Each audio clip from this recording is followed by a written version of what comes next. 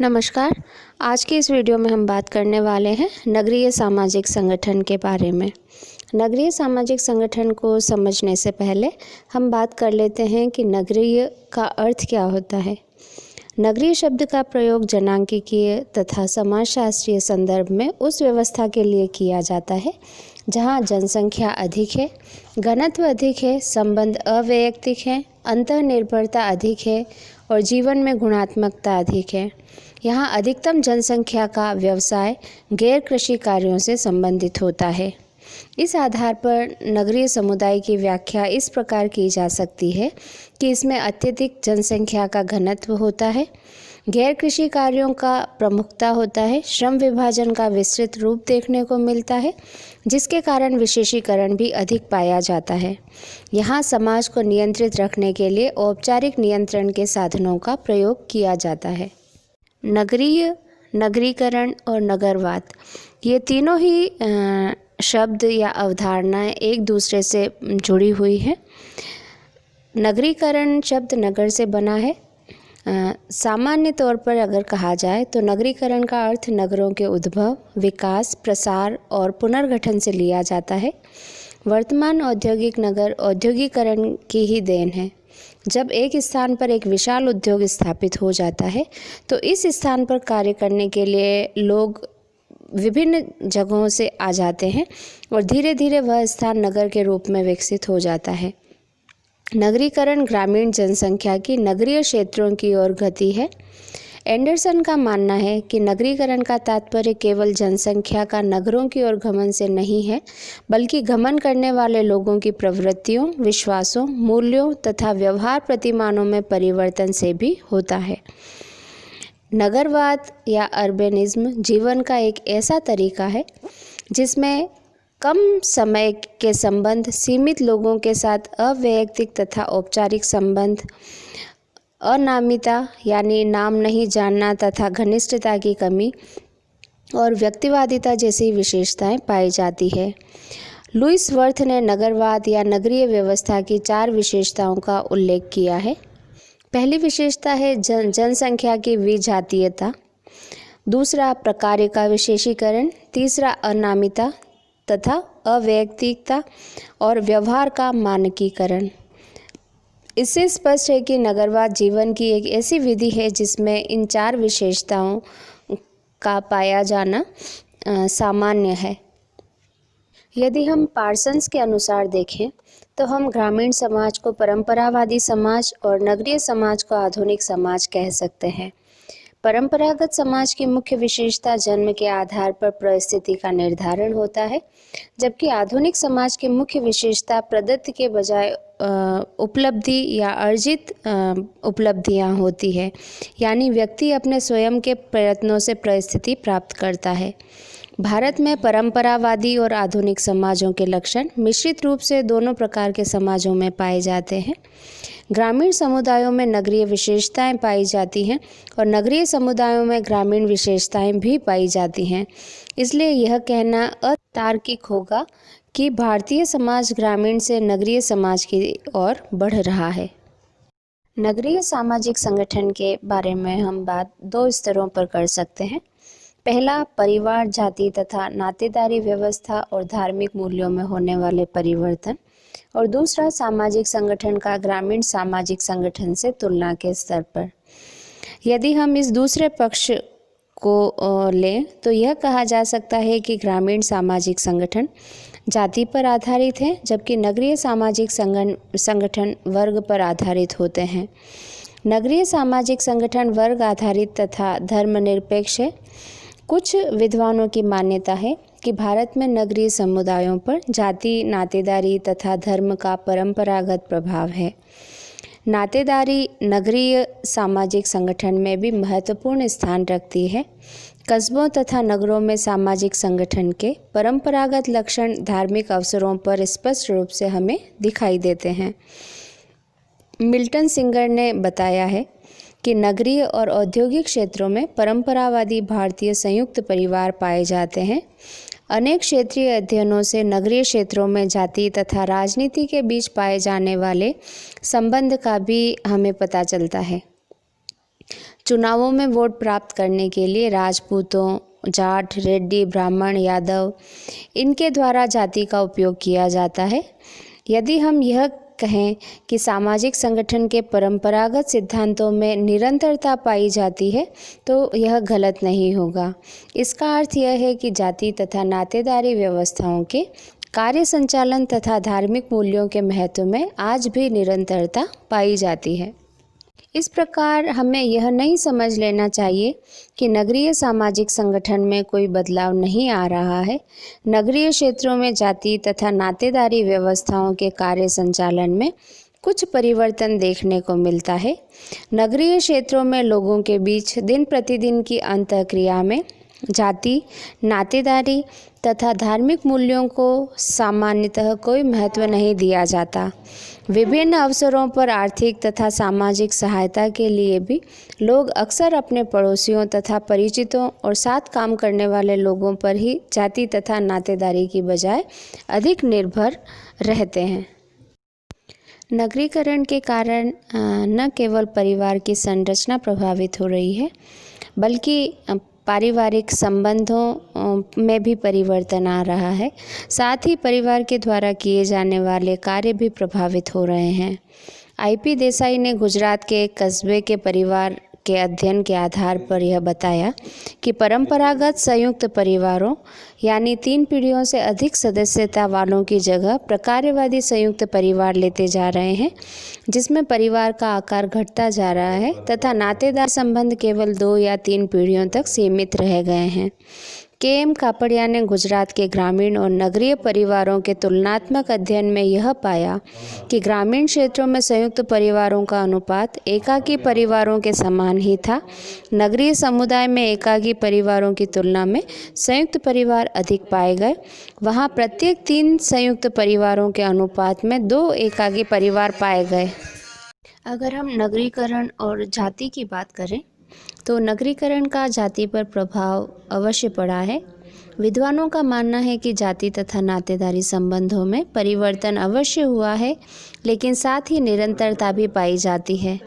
नगर में एक व्यक्ति अपनी परिस्थिति केवल जाति से ही प्राप्त नहीं करता, बल्कि अन्य आधारों पर भी प्राप्त करता है।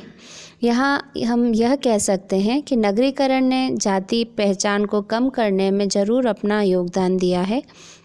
नगरवासी अनेक ऐसी गतिविधियों में भाग लेते हैं जिनमें अनेक जातियों के लोग सम्मिलित होते हैं। आंद्रे बिताई का मानना है कि पश्चिमीकृत अभिजनों यानी वेस्टर्नाइज्ड एलाइट में जातीय बंधनों की बजाय वर्ग बंधन अधिक महत्वपूर्ण है। यह देखने में आया है कि नगरीय क्षेत्रों में कुछ जातियों के शिक्षित सदस्य जो आधुनिक व्यवसायों में लगे हुए हैं, कभी कभी अपने आप को दबाव समूह के रूप में भी संगठित कर लेते हैं। इस प्रकार के संगठन एक नवीन प्रकार की सुदृढ़ता को व्यक्त करते हैं। ये इकाइयाँ प्रमुख रूप से सामाजिक वर्गों के रूप में काम करती हैं, न कि जातीय संरचनाओं के रूप में। नगरीय क्षेत्रों में विभिन्न जातियों और उपजातियों के मध्य एकीकरण की प्रक्रिया भी देखने को मिलती है। वहाँ पड़ोसियों या ऑफिस के साथियों के बीच सुदृढ़ता विकसित होती है। सरकारी आवास वाले क्षेत्रों में यह बात स्पष्ट रूप से हमें देखने को मिलती है। नगर में अगर हम देखें तो वहाँ के व्यक्ति जातीय प्रतिमानों के अनुसार पूरी तरह से आचरण करते हुए दिखाई नहीं देते। जातीय आधार पर न वहाँ पर खान पान के संबंध, वैवाहिक संबंध, सामाजिक संबंध तथा व्यावसायिक संबंध देखने को हमें नहीं मिलते। नगरों में लोग अपने परंपरागत जातीय व्यवसाय से भी संबंधित नहीं पाए जाते।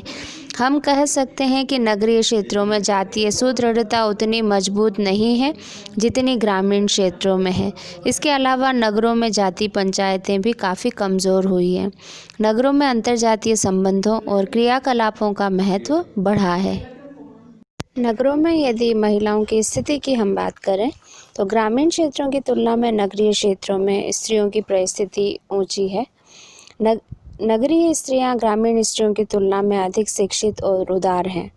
नगरीय क्षेत्रों में कई महिलाएं तो विभिन्न व्यवसायों में भी लगी हुई हैं। वे अपने आर्थिक, सामाजिक और राजनीतिक अधिकारों के प्रति भी विशेष रूप से जागरूक हैं और उन्होंने शोषण से अपनी रक्षा भी की है। नगरों में लड़कियों के विवाह की आयु ग्रामीण क्षेत्रों की तुलना में अधिक है। नगरीय क्षेत्रों में अशिक्षित महिलाएं श्रम बाजार में आज भी अलाभकारी स्थिति में हैं। श्रम बाजार में महिलाओं तथा पुरुषों में भेदभाव किया जाता है तथा महिलाओं को अवसर की समानता प्राप्त नहीं है।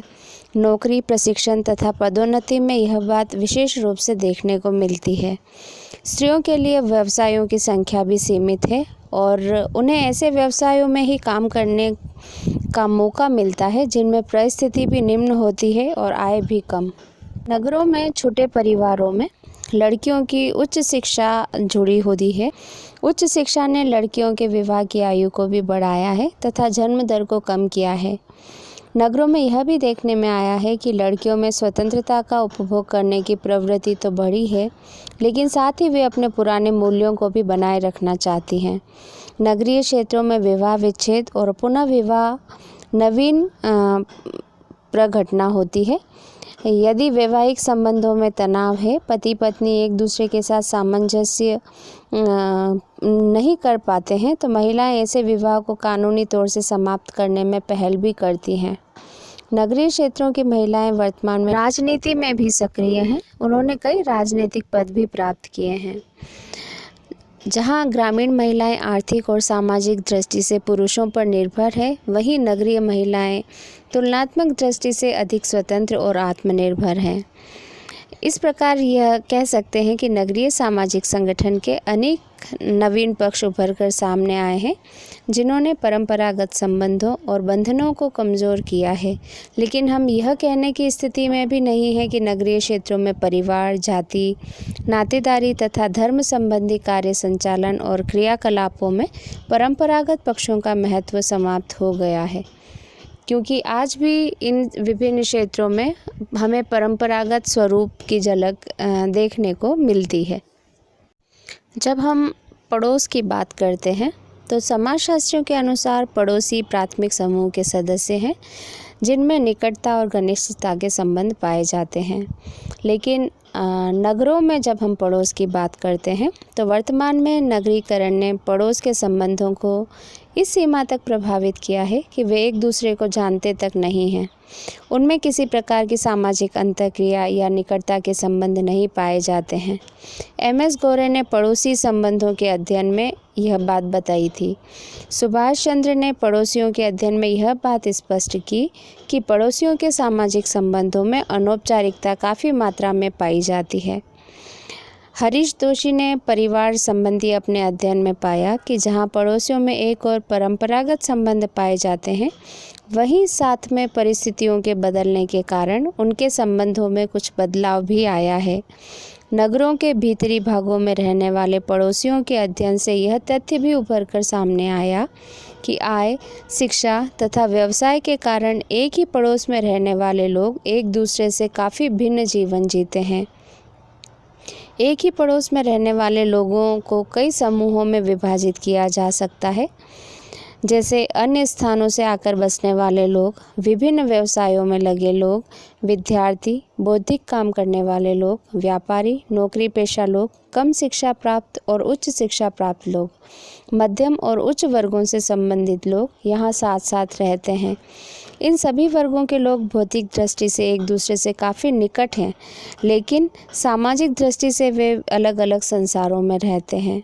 यहाँ एक उच्च वर्ग के व्यक्ति के निकट ही किसी गरीब व्यक्ति या मध्यम श्रेणी के व्यक्ति का मकान भी हो सकता है, लेकिन इन सबके एक दूसरे का पड़ोसी होते हुए भी संपन्नता, सुविधाओं और शक्ति की दृष्टि से इनमें काफ़ी अंतर पाया जाता है।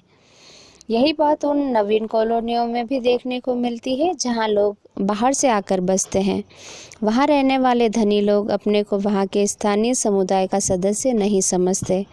उन लोगों का सामाजिक जीवन अन्य सामान्य लोगों से अलग होता है। यहाँ यह कह सकते हैं कि वहाँ रहने वाले उच्च वर्गों के सदस्य एक दूसरे को जानते हैं, लेकिन अन्य लोग केवल उन लोगों को ही जानते हैं। नगरीय सामाजिक संगठन की ये विशेषताएं देखने के बाद यह कह सकते हैं कि नगरीय क्षेत्रों में या नगरीय समाज में असीमित समस्याएं पाई जाती हैं। इनमें प्रमुख समस्याएं भीड़-भाड़, गंदी बस्तियां, अपराध तथा बाल अपराध, बेकारी, भ्रष्टाचार, प्रदूषण, मादक वस्तुओं का सेवन, शराबखोरी आदि हैं। इन समस्याओं को सुलझाने का प्रयास भी विभिन्न स्तरों पर हो रहा है, लेकिन जब तक इनकी जड़ पर प्रहार नहीं किया जाता तथा सत्ता में बैठे लोग दृढ़ इच्छा शक्ति का परिचय देते हुए एकजुट होकर प्रयत्न नहीं करते, तब तक इन पर काबू पाना बहुत मुश्किल है। तो ये था नगरीय सामाजिक संगठन।